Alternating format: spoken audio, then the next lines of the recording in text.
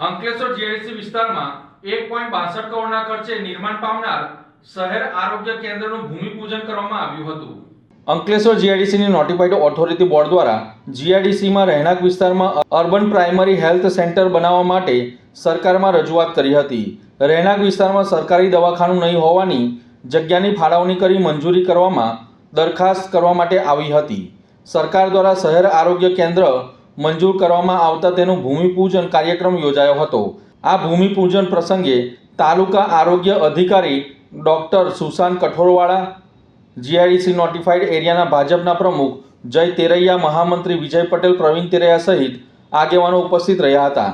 આ urban primary health centre 1.62 કરોડના ખર્ચે 900 મીટરમાં 1 વર્ષમાં નિર્માણ પામશે, જેમાં ઓપીડી, આઈપીડી, લેબ સેવાઓ, રસીકરણ, એએનસી, એનસીડી સેવાઓનો સમાવેશ કરવામાં આવ્યો છે।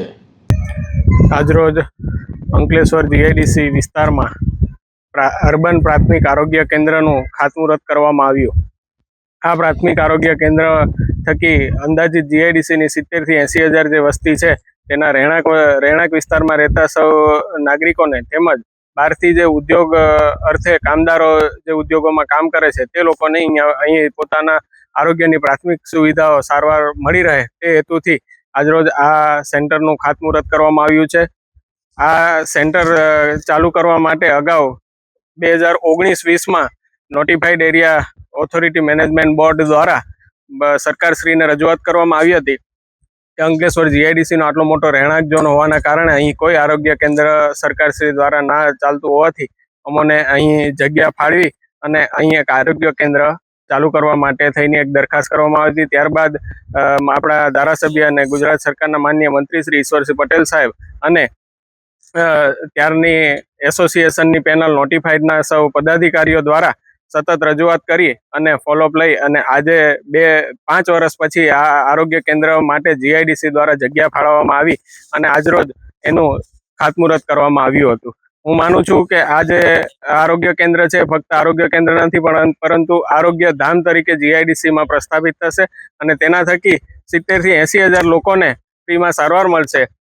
આ તબક્કે હું અહીં ઉપસ્થિત ટીએચઓ ડૉક્ટર સુશાંત સાહેબનો ખૂબ ખૂબ આભાર માનું છું અને તત્કાલીન બોર્ડના ચેરમેન શ્રી અશોકભાઈ ચોવટિયા કે જેમના કાર્યકાળ દરમિયાન આ એક નીમ નાખવામાં આવી હતી અને જે આજે સફળ થવા જઈ રહી છે એ બદલ એમનો હું ખૂબ ખૂબ આભાર વ્યક્ત કરું છું અને જીઆઈડીસીના સર્વે પદાધિકારીઓ તેમજ અધિકારીઓનો પણ આભાર વ્યક્ત કરું છું કે જીઆઈડીસીમાં જગ્યા ફાળવવામાં આવી। ફરીથી સવિશેષ અશોકભાઈ ચોવટિયાનો આભાર વ્યક્ત કરું છું કે તેમના દીર્ઘદ્રષ્ટા અને તેમના વિઝનરી પ્લાનિંગથી આજે આરોગ્ય કેન્દ્ર અહીં લાવવા માટે આપણે સક્ષમ બન્યા છીએ। આભાર।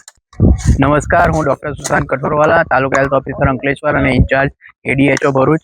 આજ રોજ તારીખ 22 જૂન 2024ના રોજ જીઆઈડીસી ખાતે અર્બન પ્રાથમિક આરોગ્ય કેન્દ્ર જે 2019થી આપણે એઆઈએ એસોસિએશન તેમજ જીઆઈડીસી વિસ્તારના અગ્રણીઓ અને આપણા ધારાસભ્ય ઈશ્વરસિંહ પટેલ જે અત્યારે રાજ્ય કક્ષાના મંત્રીશ્રી છે એમના અડાગ પ્રયાસોથી આપણે આ યુપીએસસી બાંધવા માટે મંજૂરી મેળવવા માટેની કાર્યવાહી શરૂ કરી હતી, જે 5 વર્ષ પછી આપણે મંજૂરી મળી હતી અને મંજૂરી બાદ હાલમાં આ મંજૂરી મળ્યા બાદ બાંધકામની કામગીરી શરૂ કરવામાં આવે છે, જે બદલ આજ રોજ અહીંયા ખાતમુહૂર્ત રાખવામાં આવેલું છે, જેમાં એઆઈએના અગ્રણીઓ તેમજ આરોગ્ય વિભાગના કર્મચારીઓ, અધિકારીઓ હાજર છે અને આજ રોજ આ ખાતમુહૂર્ત કરવામાં આવેલું છે।